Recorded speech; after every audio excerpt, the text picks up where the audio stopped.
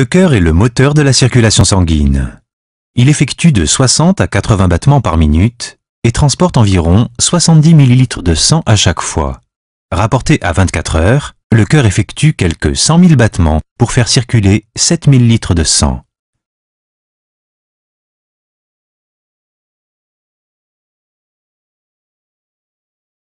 Cet organe comporte 2 ventricules, surmontés chacun d'une oreillette. Pour assurer sa fonction de pompe, il possède 4 valves qui séparent les ventricules des systèmes respiratoires et circulatoires.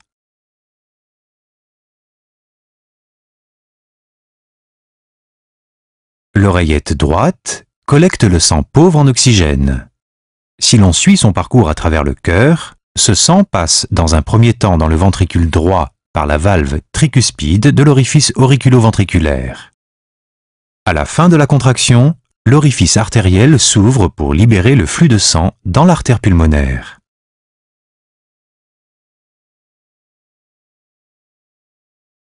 Le sang qui s'est chargé d'oxygène au cours de son passage dans les poumons est évacué par les 4 veines pulmonaires et rejoint l'oreillette gauche.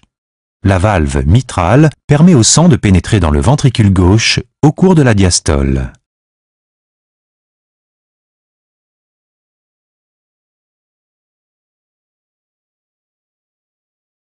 La seconde contraction expulse à forte pression le sang dans l'aorte. À partir de là, il se répartit dans le reste du corps. Pendant la phase de relâchement du cœur, la valve aortique se ferme et le sang chargé d'oxygène coule dans les artères coronaires droite et gauche.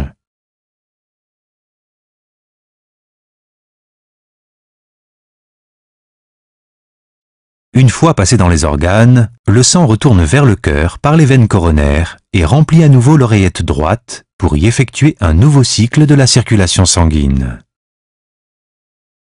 Si l'on considère l'activité cardiaque quotidienne sur la durée de toute une vie, on obtient des chiffres impressionnants. À ce jour, aucune pompe fabriquée par l'homme n'a été en mesure d'accomplir des performances similaires à celles du cœur.